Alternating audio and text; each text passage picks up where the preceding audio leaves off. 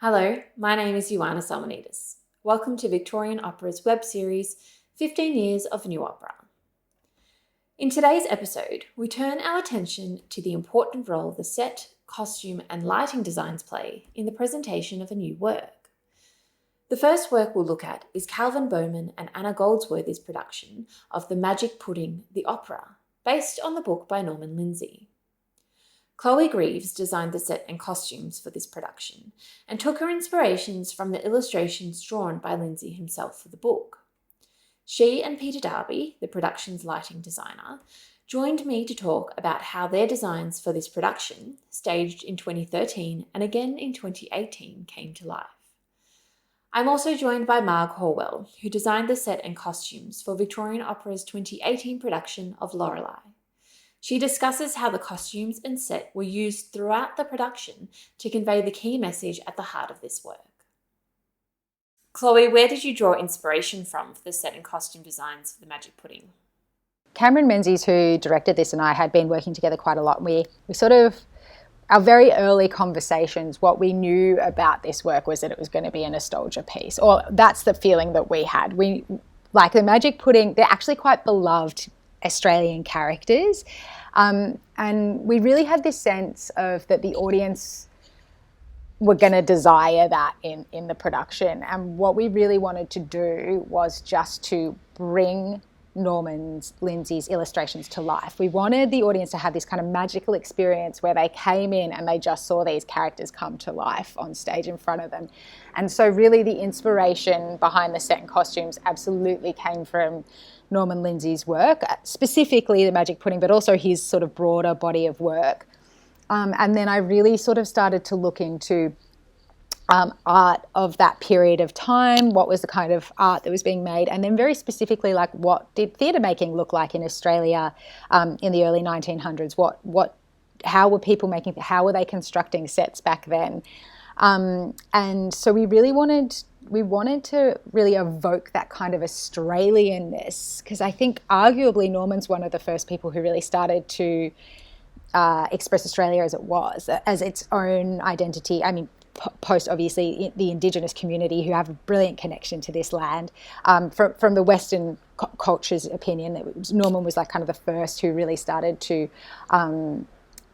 understand and view Australia, and we started to kind of grow this identity, and so we knew that we really wanted to be true to like the sort of Australianness of this story, and that we wanted these illustrations to just come to life on stage. And we were really inspired by like the Australian bush, and I was literally obsessed with like the quality of light, and like that like, you know, that it's such a particular thing, that the light in Australia, it's really different to Europe. Golden hour. Yeah, and you know, so Pete, that beautiful, yeah. I was like, Pete, it's all about the light. Like, it's the Australian light. And he's like, Greaves, what are you doing to me? This is not easy to achieve. But yeah, so that's where the inspiration came from. We wanted, and also we had this instinct that it would be like a lot of probably grandparents bringing their grandchildren, because it was kind of the picture book of their youth. So we wanted them to come in and just have this really beautiful nostalgic experience, which I think we were able to create with this. Yeah. Well, Norman Lindsay's illustrations are just so beautiful. They dictated what the story was going to be. Because, you know, not only was he a brilliant writer, but a beautiful illustrator. And those illustrations, you know, lifted straight off the page into your design. So I think, you know, you could immediately tell, just from a silhouette, Albert, you could tell Sam Sornoff, all these characters could be instantly recognised the second they stepped on stage. Which like was incredibly challenging, because this is a group of opera singers playing like animals, you know, and they weren't cast for their body shapes, they were cast for their voices. So then you're like going, okay, how do we like create these silhouettes and bring these characters to life? And the amazing wardrobe department, who were just phenomenal to work with, created these incredible bodysuits. But the biggest challenge for us was like, how do we make Albert? Because, you know, we could have done it however we wanted to. And I was like, the kind of key image of Albert in all the drawings is like everyone pulling him around, and his arms are always up like this, and he's kind of always being dragged around by the different people who are stealing him. And the singer who had been cast, Jeremy, is like incredibly tall. And so we were like, we're never going to get that silhouette. If we put a pudding on his head, it's just never going to work. And so I had this instinct that we should make a puppet, and that's how we were going to achieve that silhouette the best.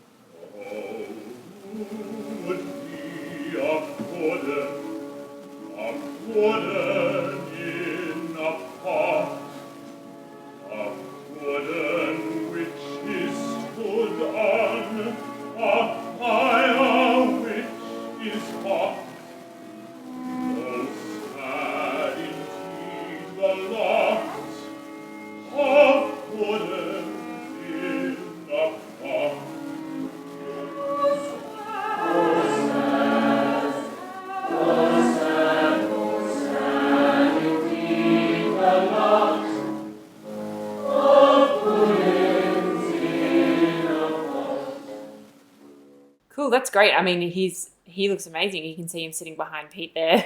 And I understand there's a bit of lighting happening in Albert as well. Pete, you might be able to talk to that. Chloe mentioned the golden hour. You both mentioned the golden hour. So the lighting works very much together with the set and costumes in this production. So do you want to explain a little bit about that, your design process around the lighting? Yeah, it certainly does. Like it was, giving life to Chloe's lovely set. And really a large amount of the lighting design was depicting time of day. The show moves through various days from morning to night, and it was using lighting to show that, whether it's a beautiful sunrise or the campfires coming alight in the evening. It was all about that time of day. As well as a bit of theatre magic. So Albert is a cut and come again pudding. He's constantly able to regenerate in whatever flavour that you desire. So we had some subtle tricks inside Albert. When Albert's head was opened up to consume his innards, we had this internal glow that sort of illuminated their faces. So which was a challenge, because we had to make something that was able to be controlled remotely, but also light enough for Jeremy, the puppeteer, to operate. So the shows had two different iterations, both in 2013 and also 2018. And Albert was redesigned internally across both productions due to feedback from Jeremy. You mentioned before, Chloe, the use of bodysuits to convey these characters. It's a fairly active piece for the singers. What did you have to do to make sure that they wouldn't overheat or, while they were running around in these bodysuits and singing as well? Look, no, it was like incredibly challenging, and they were amazing.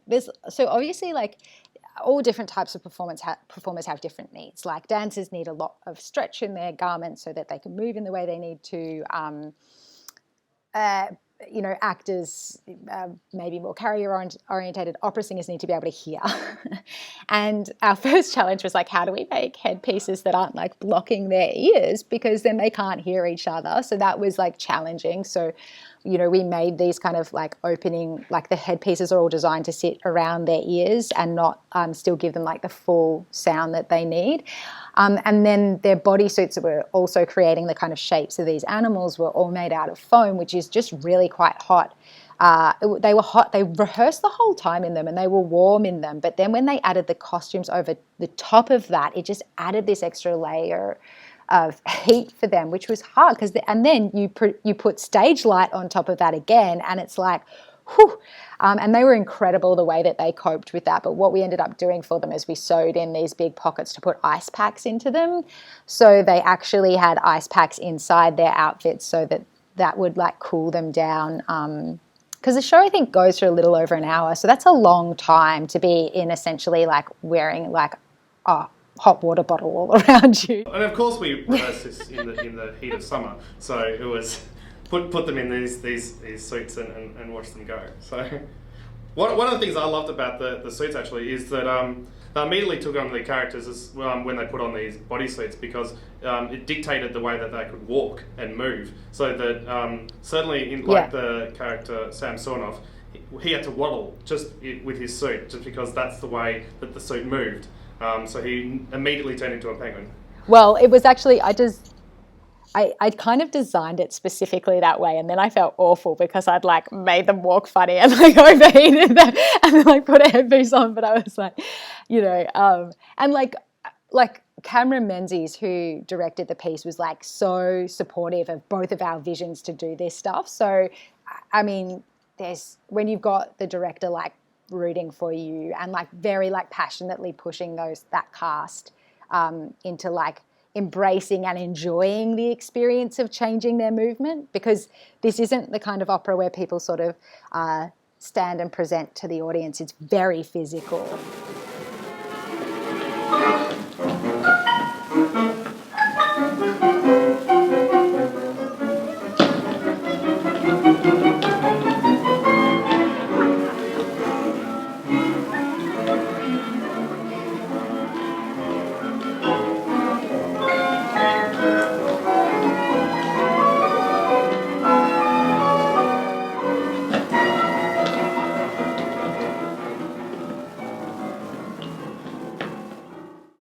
Both of you, do you take the music score into account when you're developing your designs? How does that work? Yeah, I think the music, from a lighting point of view, naturally dictates where lighting cues land and the length of them. So, certainly in regards to magic pudding, we'll notice a swell of music will naturally be a point for a lighting cue, or as it goes into nighttime, there's some beautiful music, and you can know that that's where a lighting cue needs to end. So yeah, for me, my point of view, the music plays a huge part, and just by looking through it and reading the music, you can sort of go, yes, there's a lighting cue there, yes, there's a lighting cue.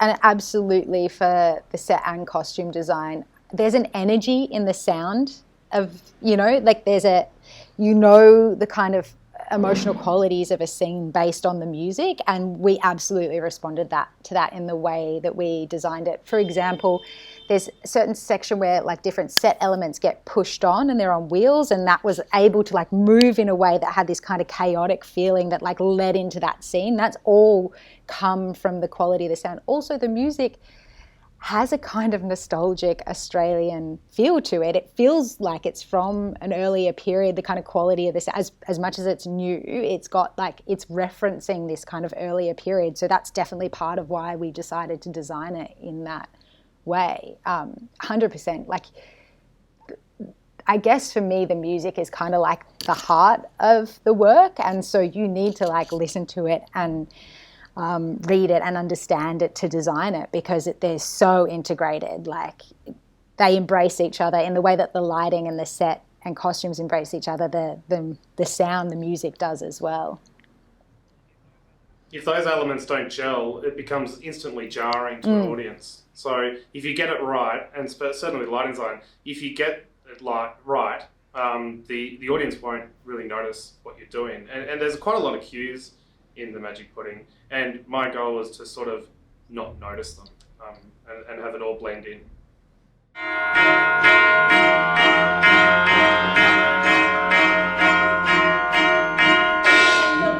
Goodbye, you're just about to die. Let's rip that bandit off right at the start.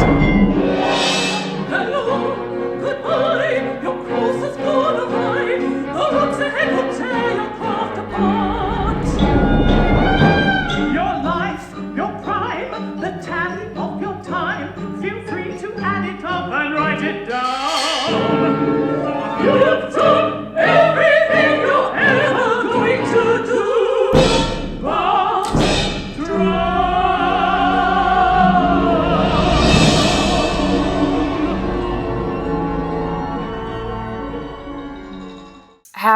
important is the role of your set and costume designs to this work, do you think? It's something that we set out from the very beginning, making it incredibly integral part of the production. It was really because it's a new work, because it is also it's commenting on women's roles in traditional opera or well-known opera, and how like in the Lorelei myth, women are so often killed or take their own lives, or are they're very bleak stories of women in opera. So actually kind of interrogating productions of that through from very old productions to very recent productions, and really looking at kind of tearing that apart visually, especially through costume in this show.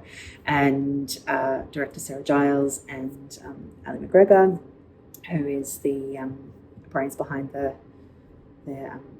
idea for the work, were really very interested in exploring kind of contemporary versions of what fashion means to women, how restrictive that can be to women, kind of what we think beauty is, and looking at kind of turning that on its head.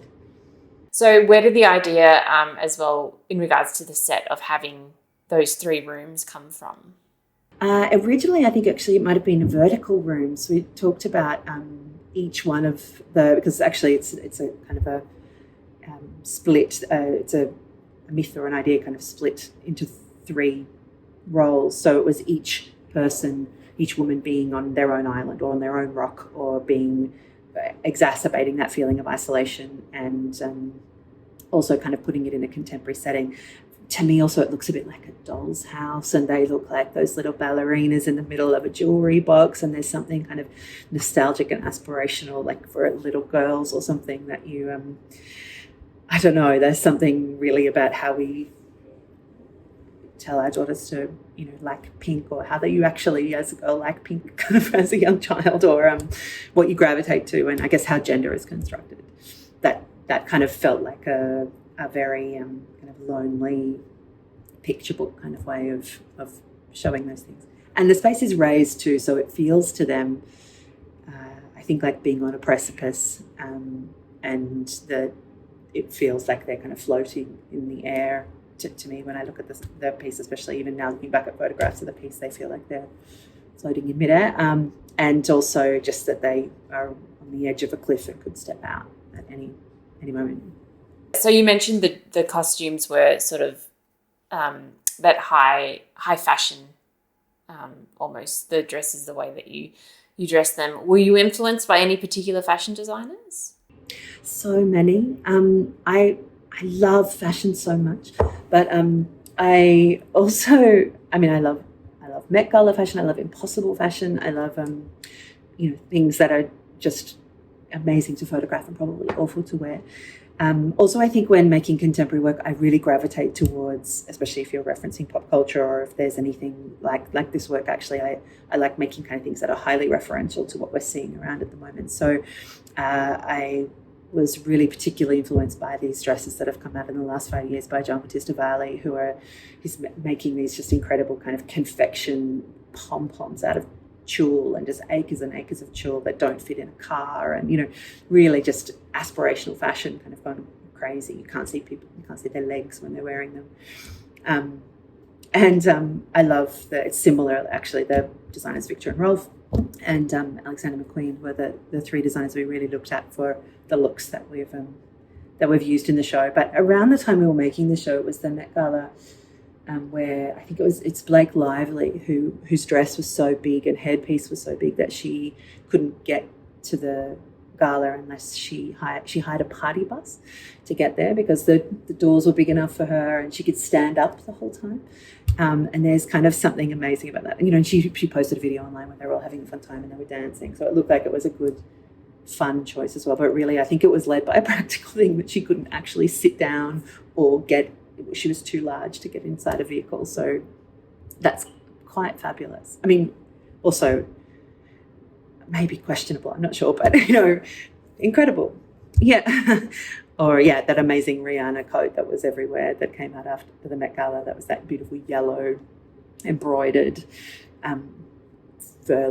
fake fur-lined coat that was just acres and acres of fabric, just amazing.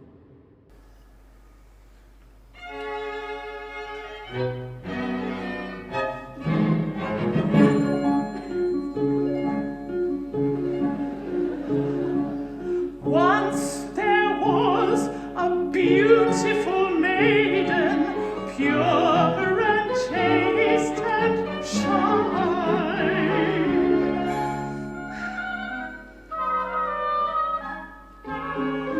Locks of gold, eyes of blue, name of Lorelei.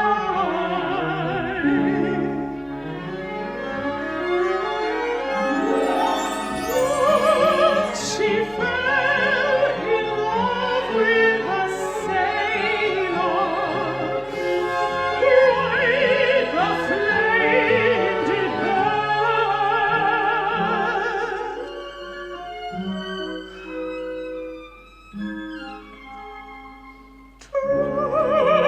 tragically lost at sea.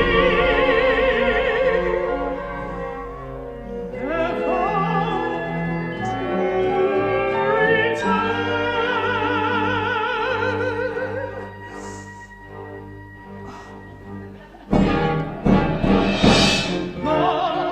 Lorelei was fain distraught, wandering to and fro. Consumed with grief, she clambered high to watch the river flow.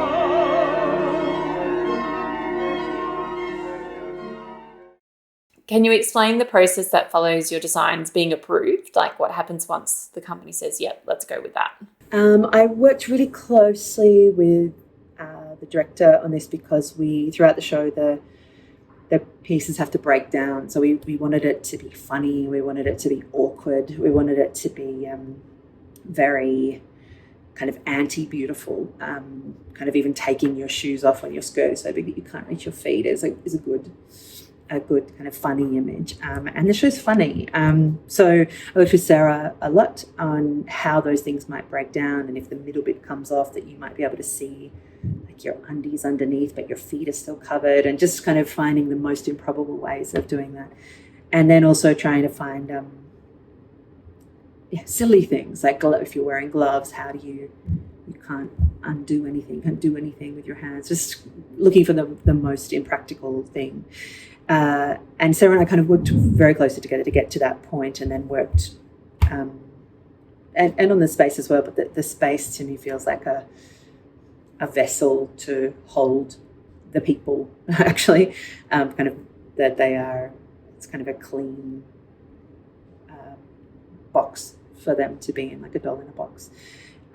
But also Sarah is an excellent comedic director and is looking at lots of doors to rooms so that it's almost kind of a farce when people are coming and going from rooms, and kind of choreographing a great kind of landscape, like a comic strip of movement.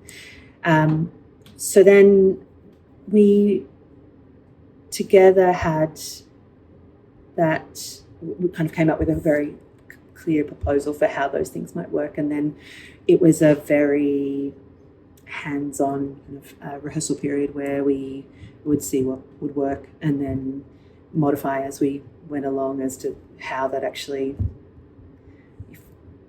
to get the most out of the kind of breaking down of things. But it was a pretty organic and great process for us. It was such good material, and really just we got excited about all the same things. So we got a fantastic costume team on board to make everything from scratch. So it was pretty amazing, actually, to be able to aim high, I guess, and fulfill that exactly. The original sketches and what's actually on the stage are so similar. It's very satisfying. Well, there you have it. Thanks to Chloe, Peter and Marg for joining me in today's episode. Victorian Opera's production of Lorelei will be presented on stage again in 2021 at the Palais Theatre from June 29th to July 2nd. Next time, in our final episode of the series, I speak to some of the composers behind Victorian Opera's commissioned works about their ideas, inspirations, and practices. Until then, take care.